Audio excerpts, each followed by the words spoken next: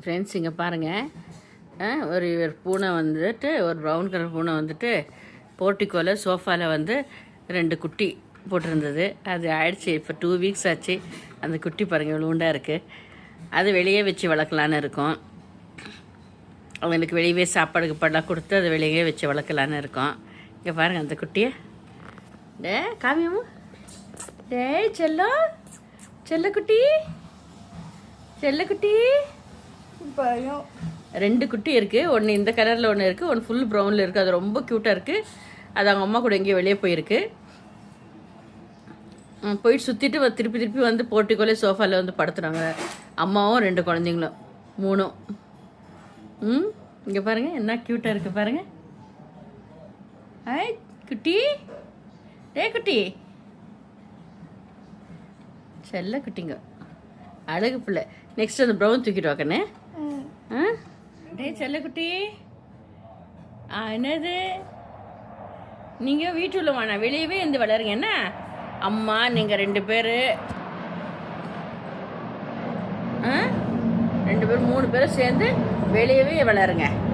உங்களுக்கு சாப்பாடு கீப்பாடு தண்ணி எல்லாம் வெளியவே கொடுக்குறோம். அழகாக சாப்பிட்டுக்கிட்டு சுற்றிட்டு வந்து வெளியே சோஃபாவில் படுத்து தூங்குங்க. சரியா? சரிடா கண்ணுங்களா? சோஃபாவில் தான் தூங்கி இருந்துச்சு.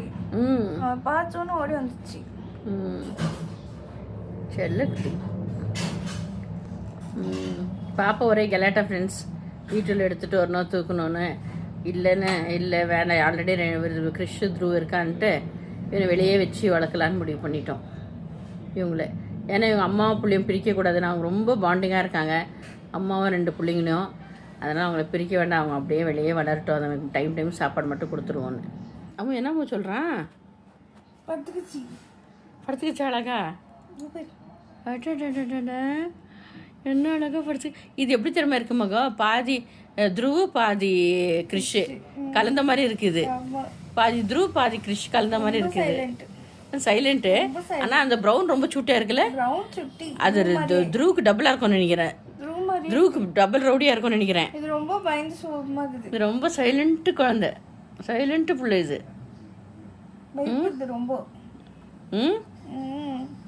நான் போய் பக்கத்தில் சோஃபாவில் உட்காந்தோன்னா டக்குன்னு சோஃபாலேருந்து குச்சி கீழே போயிடுச்சு. அதனால நான் போய் சோஃபாவில் உட்கார விட்டேன் வெளியே. இது போர்க்கல, இது படுத்துக்குது. அண்ணன் வந்து இன்னொரு குட்டி தான் ரொம்ப சுட்டி ஓடிடுது டக்குன்னு. செல்ல குட்டி, அது அழகு குட்டி. குட்டி என்னடா அது? எங்கே வந்திருக்க? வீட்டில் வந்துட்டியா நீ? வீட்டில் வந்துட்டியா நீ?